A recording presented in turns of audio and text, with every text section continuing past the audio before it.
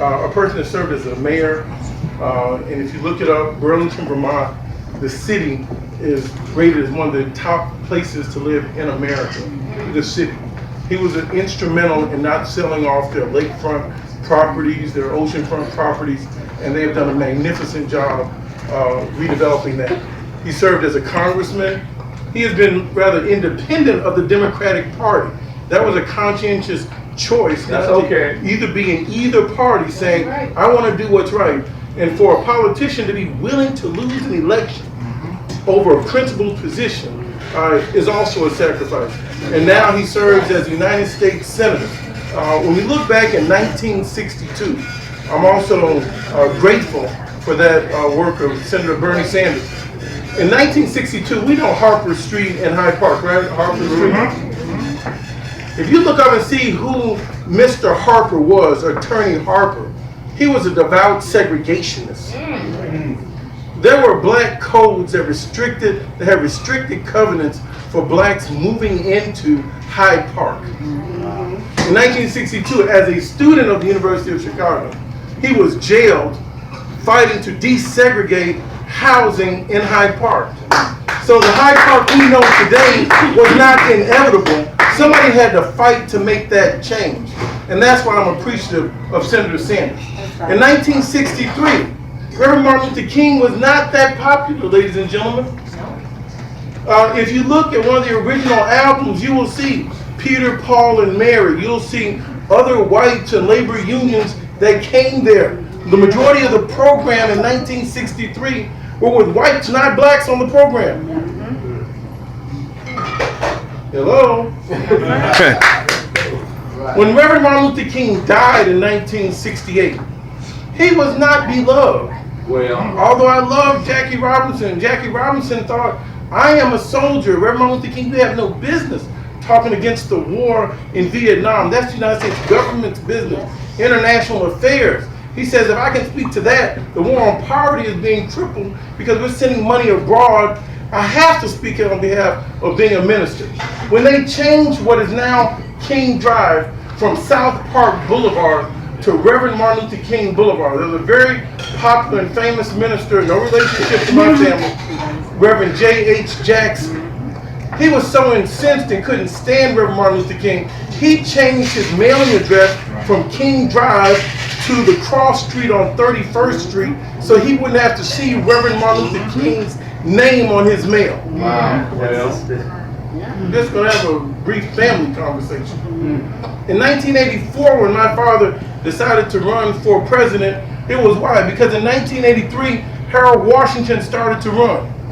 And Mayor and Ted Kennedy, a liberal, came in to support his friend Jane Byrne. Walter Mondale came in to support his friend, I believe it was Walter Mondale. And it was like, well, what about your base and who supports the black community? So they all said they were going to go their own way. My father said, no, that's not right. We'll run ourselves, so we're not going to be out and about in a tent, in a booth at the Democratic Convention. That was the genesis of that birth. And by the time he started winning South Carolina and some other states, they took most of the delegates in '84. He said, no, that's not going to happen again. When we ran again in 1988, not only had Senator Sanders endorsed and supported and was a Jesse Jackson delegate in 1984 and 1988, I remember seeing him with his arms wide open, welcoming us to Burlington, Vermont. Now, they don't have very many African Americans back then who were blacks in there. But why did he do it? Because it was the right thing to do. Right. Some people were just raised right. And so I am very honored to be a part of that. That's 84 and 88. What came out of the 88 convention? One thing was Ron Brown became the DNC, the Democratic National Committee chair. That is one reason we have to fight and take this all the way to the floor of the convention in Philadelphia.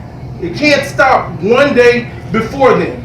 And if Mr. Sanders was not committed to running all the way through there, I wouldn't be interested in being in here today. Because rules can change at the convention. For example, Rahm Emanuel is a super delegate. What is a super delegate? When you find out, let me know. But he's a super delegate for Hillary Clinton. Who says I want him to represent me on behalf of Chicago? Well, you can challenge that in Philadelphia.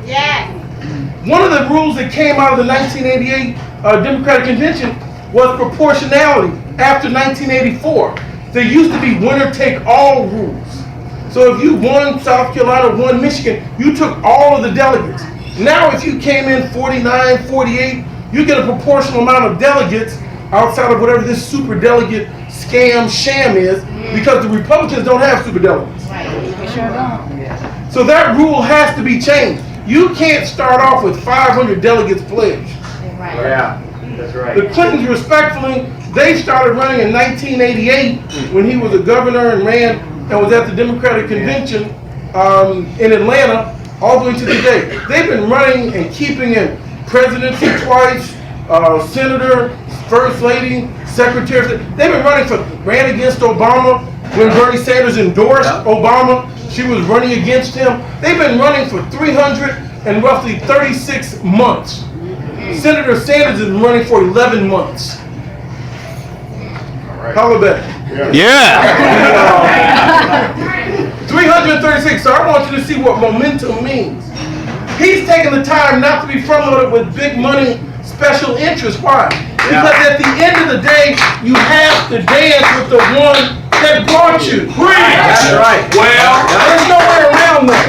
When somebody says you can go over here and get $27, and somebody says if you spend a moment with me, I do write $1 million check, and you say no. But I'll write a $10 million check. If you don't take that money, they start coming after you. Yep. He's got all sorts of people that want influence to accept their money, and he won't. But in the last 11 months, he's gotten 5 million individual donors. The rules say you can max out at $2,700.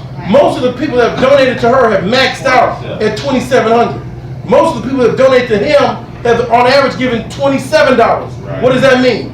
Everybody that gave to him can give 100 more times. Yep. Wow. Yep.